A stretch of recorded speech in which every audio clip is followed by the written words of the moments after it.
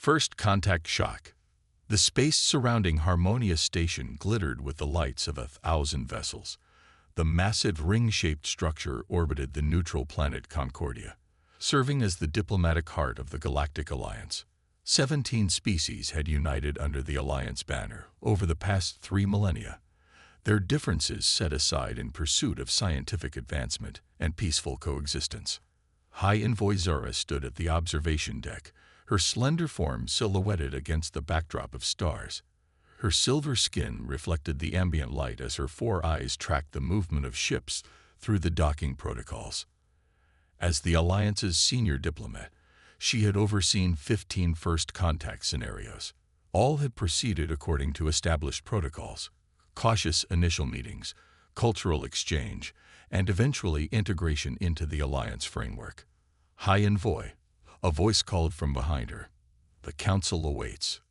Zara turned to face her aide, a young Vakshin named Trill. His translucent exoskeleton pulsed with nervous energy.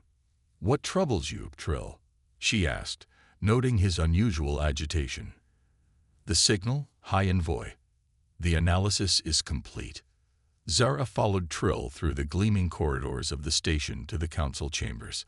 Inside, representatives from all 17 Alliance species sat in a perfect circle, their attention focused on a holographic display in the center.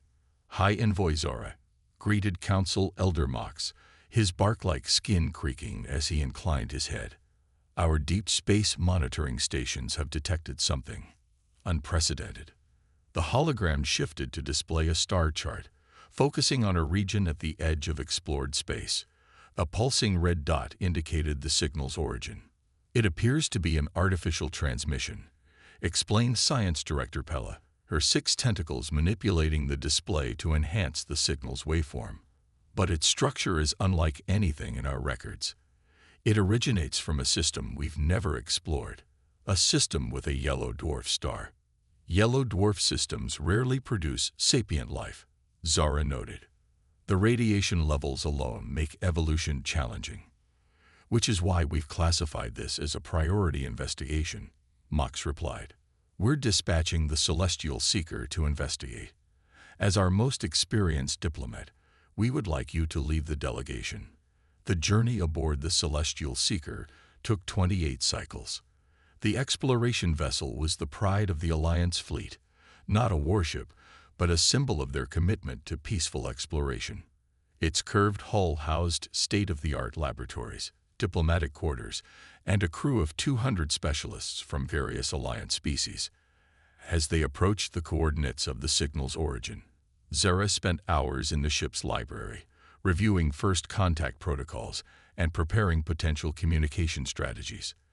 The Alliance had encountered many civilizations at different technological stages, but all had evolved on worlds the Alliance classified as garden worlds, planets with moderate gravity, stable climates, and limited environmental hazards. "High Envoy, we're approaching the target system," Captain Lorne announced over the ship's communication system. "You might want to see this." On the bridge, the main view screen displayed their destination, a solar system with 8 planets orbiting a yellow star. The 3rd planet from the star showed signs of civilization: atmospheric modifications, artificial satellites, and the unmistakable electromagnetic emissions of a technological society. "Life signs?" Zara asked. "Billions," replied the sensor officer, her antennae twitching in surprise. "The planet has oceans, diverse biomes, and significant atmospheric pollutants suggesting industrial development." "The gravity readings are concerning," Captain Lorne added. "Nearly 1.3 times Alliance standard. Most of our species would find extended stays on such a world extremely taxing." Zara studied the readings with growing curiosity. "Open a channel on standard first contact frequencies. Let's introduce ourselves." Before the communications officer could comply, the sensor station erupted with alerts. Multiple objects accelerating from the 4th planet, the officer reported, voice rising in pitch. "They're ships.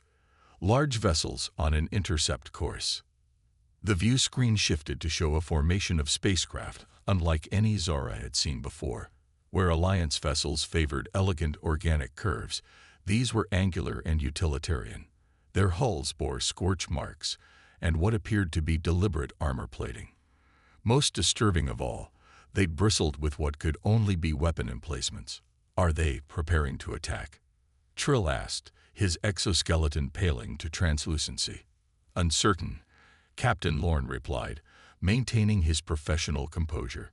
"But their design suggests they evolved in a conflict-heavy environment." "We're receiving a transmission," the communications officer announced. "Audio and visual." "On screen," Zora commanded, straightening her posture. The view screen changed to show an alien unlike any in the Alliance records. The creature had bilateral symmetry, with a rigid endoskeleton visible in its upright posture. Its skin was a pinkish-brown, covering dense musculature. Most striking were its eyes, forward-facing predator eyes set in a flat face, alert and evaluating everything they saw. "This is Admiral Helena Chen of the United Earth Defense Force," the alien said, its voice translated by the ship's systems. "You have entered sovereign human space. Identify yourself and state your purpose." Zara stepped forward, drawing on millennia of diplomatic tradition. "I am High Envoy Zara of the Galactic Alliance, aboard the exploration vessel Celestial Seeker. We come in peace, seeking friendship and knowledge exchange with new civilizations. We detected your transmissions and came to establish diplomatic relations." The human's expression remained neutral, but Zara noticed subtle changes in its facial muscles, an evolutionary trait developed for complex social communication. "The Alliance," Admiral Chen replied slowly. "We've never heard of your organization. How many species comprise this alliance?" 17 spacefaring civilizations, united in peaceful cooperation for over 3,000 years, Zara explained, sensing an opportunity to establish common ground. "Our mission is exploration and mutual advancement." "And your weapon systems?" Chen asked bluntly. The question caught Zara off guard. "The Celestial Seeker is an exploration vessel. We maintain minimal defensive capabilities only." This seemed to surprise the human admiral. She turned slightly, speaking to someone off-screen before addressing Zara again. "High Envoy, we appreciate your peaceful intentions. However, in our experience, space is not always a friendly environment. We would like to escort your vessel to our orbital diplomatic station for proper first contact protocols." The human fleet surrounded the Celestial Seeker, maintaining a formation that both protected the Alliance vessel and kept it contained. Zara noted how the human ships positioned themselves, always maintaining clear firing lines, never clustering too closely together, constantly adjusting their positions in ways that suggested combat readiness. "They move like predators," observed Security Chief Farn, a stocky Broexin whose species had evolved as apex hunters before developing technology. "I recognize the patterns. They're protecting themselves while assessing potential threats." "From an exploration vessel?" Frill asked incredulously. "They don't know us," Zara reminded him. "And their vessels suggest a species that has faced conflict."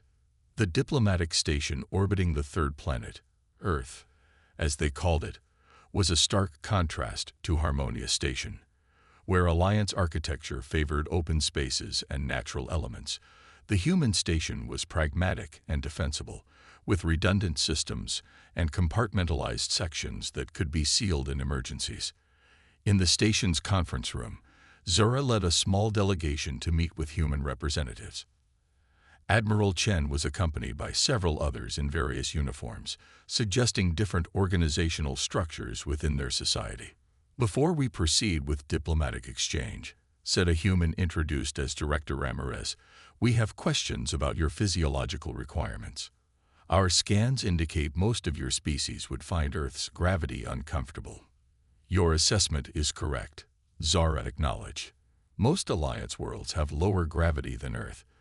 It seems your species evolved under more challenging conditions." The humans exchanged glances. "Challenging?" Admiral Chen asked. "Earth is quite hospitable by our standards." Science Director Pella stepped forward, Curiosity overcoming protocol. Your planet's gravity, atmospheric pressure, temperature extremes, and natural disasters would be considered hazardous by Alliance standards. Most of our worlds have stable climates, moderate gravity, and limited predator species. A new expression crossed the human faces, something Zara couldn't interpret. You evolved on what we might call garden worlds, Ramirez stated, not a question, but a realization. While your species appears to have evolved on what our xenobiologists would classify as a death world, Pella replied. The term hung in the air between them.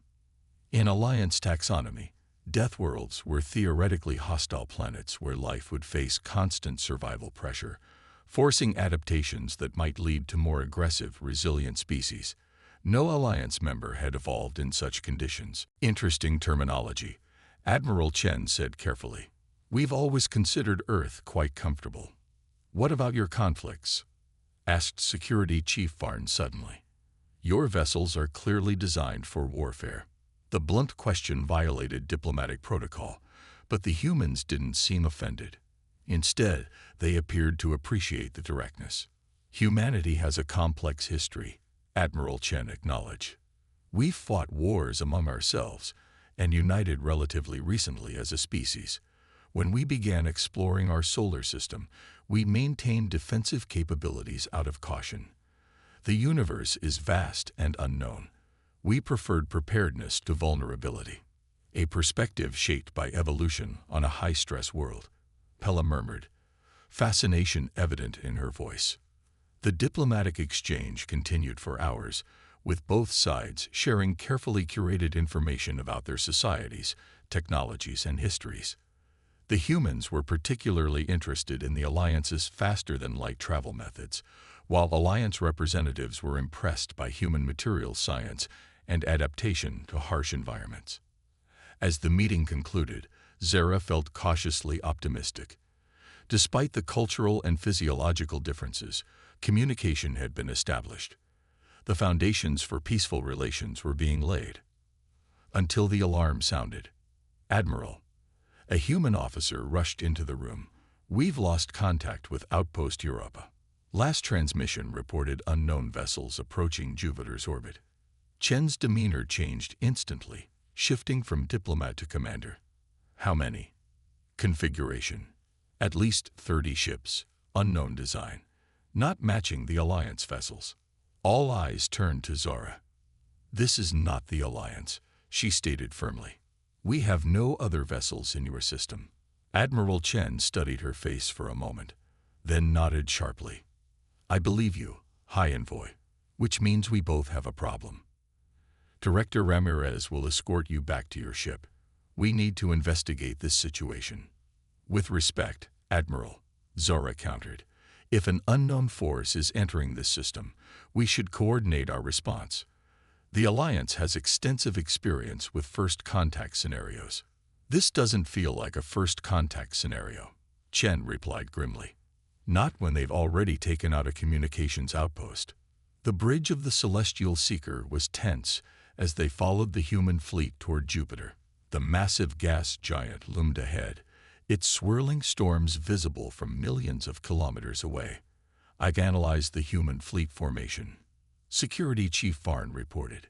They've positioned themselves between these unknown vessels and our homeworld, a protective stance. And they've placed us in the center of their formation, Captain Lorne added. Either they're protecting us too, or they're not entirely convinced we're not involved. The sensor officer's station chimed. Visual contact with the unknown vessels, High Envoy. The view screen shifted, and a collective gasp went through the bridge.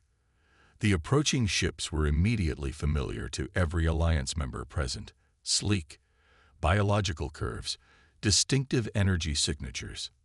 Those are harvester vessels, Varn said, his voice hardening. Raiders from beyond Alliance space. We've had skirmishes with them for centuries. Why would they come here? Trill asked. This system is far from their usual territory. A new hunting ground, Zara realized. They must have detected the same transmissions we did. The communication system activated. High Envoy Zara, Admiral Chen's voice came through, tight with controlled tension. I assume from your reaction that you recognize these vessels. Yes, Admiral. They're known to us as harvesters, a non-alliance species that raids developing worlds for resources and specimens. They're extremely dangerous and do not respond to diplomatic overtures. There was a brief silence before Chen responded. Then it seems, High Envoy, that our first official interaction as species will be a combat situation. Are you prepared to coordinate with our fleet? Zara looked around at her crew, at Captain Lorne who waited for her decision. The Celestial Seeker was not designed for battle. Alliance protocol would dictate withdrawal and summoning proper military vessels. But that would take time. Time the humans might not have. The Celestial Seeker has limited combat capabilities. Admiral, Zara replied. But we will provide whatever assistance we can. We can transmit all known information about harvester tactics and vulnerabilities to your command vessels immediately. The harvester ships accelerated, their formations spreading out in a hunting pattern recognizable to every Alliance security officer. The human fleet responded with precision, adjusting their positions to counter the approaching threat. All hands, battle stations, Captain Lorne ordered, his voice steady despite the unprecedented situation. This is not how we expected first contact to proceed, but we will not abandon these people to the harvesters. The first energy beams lanced out from the lead harvester vessel, and the battle for Earth began. The Hunter's Moon. The space around Jupiter erupted with energy discharges as the battle commenced. Harvester vessels moved with unnerving organic fluidity, their weapons firing pulses of green energy that distorted space itself. The human fleet responded with disciplined coordination, railgun projectiles, missile barrages, and energy weapons that the Alliance had never encountered before. Aboard the Celestial Seeker, High Envoy Zara watched the tactical display with growing astonishment. They're holding their own, Security Chief Varn observed, his professional assessment tinged with surprise. The harvesters usually overwhelm new species quickly. Captain Lorne nodded. The humans fight differently than Alliance forces, less regimented, more adaptive. They're constantly changing tactics. Science Director Pella hurried onto the bridge, her tentacles gesturing excitedly. I've been analyzing the human weapon systems. Their technology development path is fascinating. They've prioritized aspects we never considered. Their kinetic weapons are remarkably effective against harvester shields, which suggests. Director, Zara interrupted gently. Your scientific curiosity will need to wait. Captain, can we assist without endangering the Seeker? Lorne studied the tactical situation. We can position ourselves to provide sensor data to the human fleet. Our long-range scanners are superior to theirs, and we can detect harvester energy buildups before they fire. Do it, Zara ordered, and open a channel to Admiral Chen. The human admiral's face appeared on screen, her expression intensely focused. Behind her, the human command center bustled with controlled activity. Admiral, we're repositioning to provide sensor support, Zara informed her. Our systems can give you advance warning of harvester weapon charging and shield modulations. Chen nodded sharply. Appreciated, High Envoy. Their attack pattern is unlike anything we've encountered. They seem to prioritize capturing intact vessels over destruction. Resource acquisition is their primary motivation, Zara explained. Technology, materials, and specimens. They see other species as resources to be harvested. A grim understanding passed between them. Then they've made a severe miscalculation about humanity, Chen said quietly. Patch your sensor feeds directly to Commander Okafor's station. The Celestial Seeker moved to the edge of the battlefield, its advanced sensors feeding tactical data to the human fleet. Zara watched as the humans adapted their strategies in real time, countering harvester advantages with unpredictable maneuvers. This is not conventional Alliance combat doctrine, Varn noted, studying the human destroyer's evasive pattern. They're allowing individual ship captains significant tactical freedom within the overall strategy. Decentralized command structure, Lorne suggested. Fascinating adaptation for a species that evolved in high-stress environments. The battle's tide began to turn as 3 harvester vessels broke formation, attempting to flank the human defensive line. Almost instantly, a squadron of smaller human ships detached to intercept.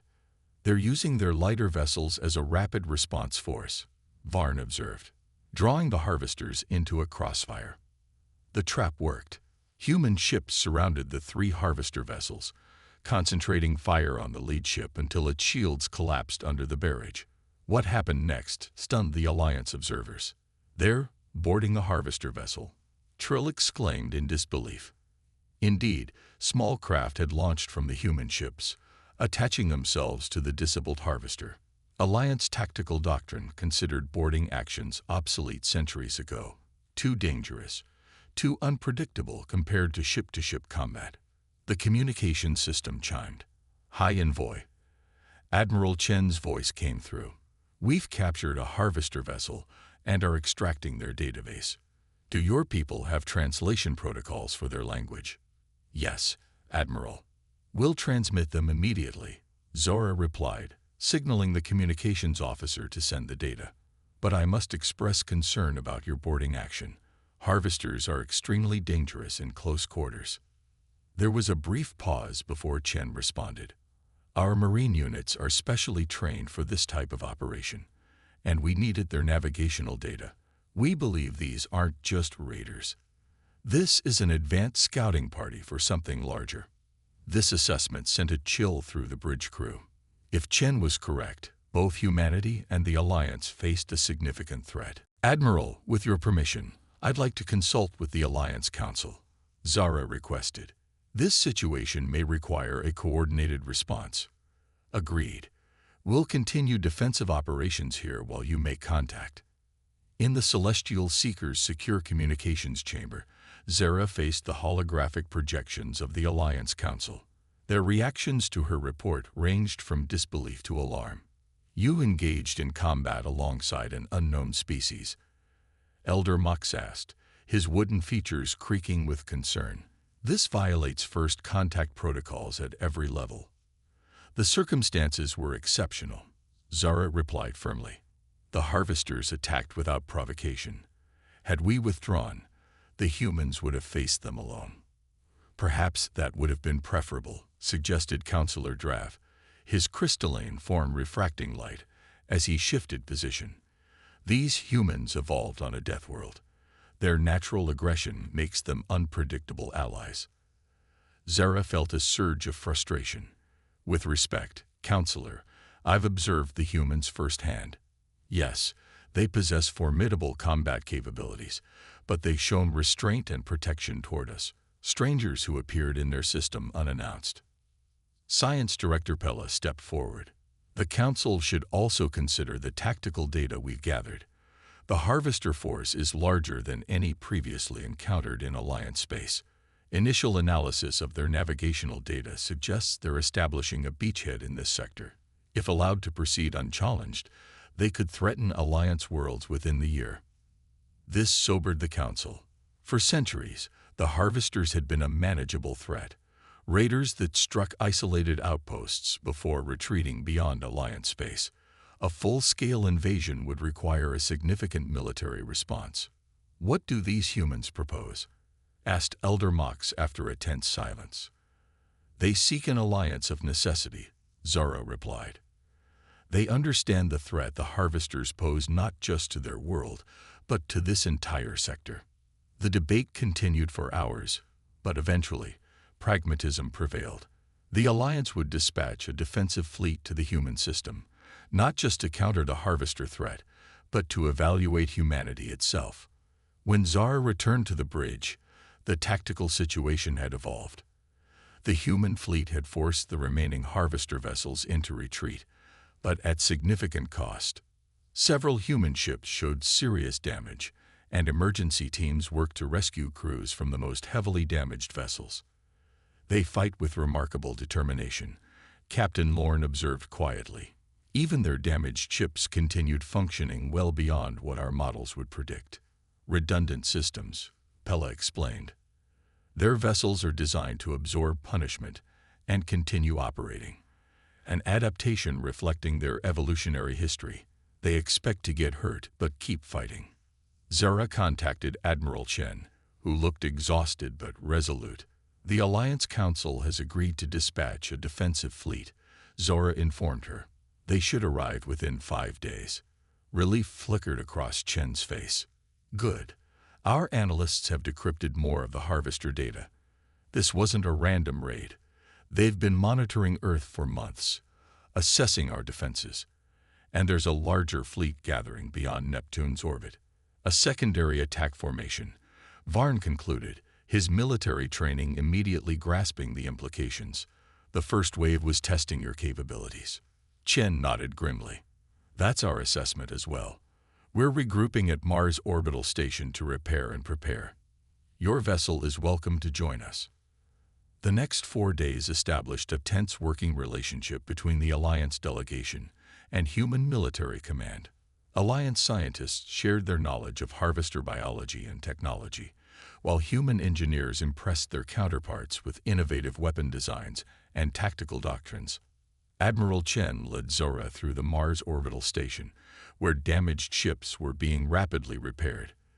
The efficiency of the operation was remarkable. Your repair capabilities exceed Alliance standards, Zora noted, watching autonomous drones swarm over hull breaches, sealing them with precision. Necessity, Chen replied simply. Earth history is filled with wars where logistics and repair capabilities determined outcomes more than frontline combat. A history shaped by your world's conditions, Zara observed. The term Deathworld is not a judgment, Admiral. It's a classification based on environmental stress factors. Species that evolve under such conditions develop different survival strategies than those from more stable environments. Chen smiled slightly. And you're beginning to see the advantages those conditions gave us. Resilience, Zara agreed. Adaptability. Your people expect challenges and prepare for them instinctively. Their conversation was interrupted as an officer approached Chen with urgent news. Admiral, long-range sensors have detected the Harvester main fleet passing Saturn's orbit. Estimated time to Mars, 16 hours. Chen's expression hardened. Earlier than expected. Status of our fleet, 70% combat ready. The remaining ships need at least 24 hours for critical repairs. That's not enough, Chen said quietly, turning to Zora. Any word from your Alliance fleet? They're still 18 hours out, Zora replied, calculating quickly. The Harvester fleet will engage before they arrive. For a long moment, Chen stared out the viewport at the red planet below. Then she straightened her shoulders. We'll need to adjust our strategy. If we can delay the Harvesters for even a few hours, it might be enough for your reinforcements to arrive. The human battle plan was unorthodox by Alliance standards. Rather than positioning their fleet in a defensive formation around Mars, they divided their forces. The main fleet would engage the Harvesters directly, while a smaller force remained concealed in Mars' shadow, ready to strike from an unexpected vector. It's a sacrificial strategy, Security Chief Varn observed during the tactical briefing. The main fleet cannot hope to defeat a force of that size. They're buying time with their lives. We're aware of the odds, Chen replied without defensiveness. But Earth's survival is non-negotiable. Every minute we delay them increases the chance of your Alliance fleet arriving in time. The Celestial Seeker will join your main fleet, Captain Lorne announced, surprising everyone, including Zora. Our shields can absorb considerable punishment, and our sensor capabilities will provide tactical advantages. Captain, Zora began, concerned about risking their vessel. With respect, High Envoy, Lorne interrupted. This is a military decision. The first duty of any Alliance vessel is to protect sapient life. These humans are fighting to protect not just themselves, but potentially Alliance worlds as well. We cannot stand aside. The battle began exactly as predicted, brutally and without ceremony. The Harvester fleet emerged from faster-than-light travel in a tight formation, immediately deploying into attack patterns. The human Alliance force met them with concentrated fire, focusing on the lead vessels. Aboard the Celestial Seeker, Alliance crew members worked alongside human tactical officers who had transferred over to coordinate the joint operation. The bridge was a symphony of controlled chaos as damage reports competed with targeting solutions. Harvester capital ship adjusting shields, called out Science Director Pella. Vulnerability in their aft quadrant for the next 12 seconds. Transmitting targeting data to the Thunderchild and Dauntless, responded a human tactical officer. The human vessels capitalized on the opportunity, their combined firepower piercing the Harvester shield. The massive ship listed to one side, venting atmosphere. But for every small victory, the sheer numbers of the Harvester fleet pushed the defenders back. 3 human destroyers were lost in quick succession, their crews evacuating in escape pods that the Celestial Seeker raced to recover. "We can't maintain this position," Captain Lorne reported as the ship shuddered under enemy fire. "Shields at 30%. Admiral Chen's face on the viewscreen was smudged with soot, her command center evidently damaged. "Fall back to secondary positions. The Mars Shadow Force is engaging now." The hidden human ships emerged from concealment, striking the Harvester fleet's flanks with devastating precision. The surprise was effective but temporary. Soon they too were fighting a desperate holding action. 8 minutes until shield failure, reported the Seeker's engineering officer. Alliance fleet still 10 minutes out, added the communications officer. The gap seemed insurmountable. Zara watched as human vessels, despite catastrophic damage, continued fighting, sometimes ramming Harvester ships in final acts of defiance when their weapons were depleted. "They don't surrender," Trull observed quietly, "even when defeat is certain." "It's not about victory at this point," Varn replied. "It's about buying time for others." A concept suddenly crystallized in Zara's mind. Something fundamental about these Deathworld humans that the Alliance had been missing. Their evolutionary history hadn't just made them physically resilient, it had shaped their entire psychology. Where Alliance species sought harmony and stability, humans embraced challenge and sacrifice. The communication system chimed with an emergency signal. "This is General Santos from Luna Defense Base," came a new voice. "All vessels, adjust your positions immediately. Operation Sunforge initiating in 30 seconds. Captain Lorne didn't hesitate, ordering immediate compliance with the cryptic command. The remaining human vessels broke engagement, creating distance between themselves and the Harvester fleet.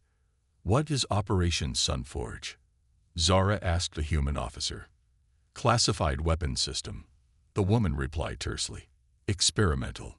A blinding flash erupted from behind Mars' larger moon, followed by a coherent beam of energy that cut through space like a spear of light. It struck the center of the Harvester formation, instantly vaporizing 3 capital ships and destabilizing the shields of dozens more. "Directed solar energy," gasped Science Director Pella, her instruments struggling to analyze the weapon. "They've created a massive focusing array using their moon's mass as a stabilizer." Before the Harvesters could recover from the initial shock, a new alert sounded. "Multiple FTL signatures detected," reported the sensor officer. "It's the Alliance fleet." 20 Alliance warships emerged from faster-than-light travel, their elegant forms a stark contrast to the battle-scarred human vessels. They opened fire immediately, their advanced weapons systems cutting through the now vulnerable Harvester fleet. The tide turned decisively. Caught between the fresh Alliance forces and the remaining human fleet, the Harvesters broke formation, attempting to retreat. Few succeeded. In the battle's aftermath, Zara stood in a medical bay aboard the Alliance flagship, watching as human and Alliance medical teams worked together to treat the wounded. Despite vastly different physiologies, they had quickly developed protocols to triage and stabilize each other's injured. Admiral Chen entered, her uniform replaced with a simple jumpsuit, her arm in a medical stabilizer. She approached Zara slowly, fatigue evident in every movement. "The Alliance fleet commander tells me we destroyed 87% of the Harvester force," Chen said. "The rest fled beyond the system boundary." "They won't return soon," Zara assured her. "This defeat will resonate throughout their hierarchy." Chen nodded, then gestured to the medical teams. Your people learn quickly. Adaptation seems to be an Alliance specialty, as is determination for humanity, Zara replied. The Alliance Council is reconsidering many of their initial assessments of your species. Meaning? Meaning that the term Deathworld is being re-evaluated. Perhaps what we perceived as environmental hostility simply creates different kinds of strength. A small smile crossed Chen's face. Different but complementary. Your technology and our tenacity. Your diplomacy and our determination. A powerful combination, Zara agreed. The Council has authorized me to extend a formal invitation. Earth would be welcomed as the 18th member of the Galactic Alliance. Chen considered this for a moment. There will be adjustments on both sides. Humanity isn't accustomed to being part of a larger community of equals. Nor is the Alliance accustomed to species with your particular traits, Zara acknowledged. But I believe both of our civilizations will be stronger for the Alliance. They stood together at the viewport, watching as human and Alliance ships coordinated recovery operations against the backdrop of Mars. It was not the peaceful first contact Zora had envisioned, but perhaps it was something more valuable. A friendship forged in adversity and mutual respect. There's an old human saying, Chen offered. Steel is forged in fire, and alliances in shared struggle, Zora added. Your people have much to teach us, Admiral Chen. About resilience, about determination, about facing impossible odds and refusing to yield. And your people have much to teach us about cooperation, about building consensus among diverse perspectives. As the red planet slowly rotated below them, the first tentative steps of a new era in galactic history were taking shape. Humans, the Deathworlders, the survivors, the unexpected allies, would bring their unique perspective to the Galactic Alliance. And the universe would never be quite the same again. In the council chambers back on Harmonia Station, the recording of the battle played before the assembled representatives. Many still showed signs of disbelief at what they had witnessed. Their tactics defied conventional doctrine, noted the Alliance fleet commander. But their effectiveness is undeniable. As is their sacrifice, added Elder Mox. 17 human vessels lost to ensure others could survive.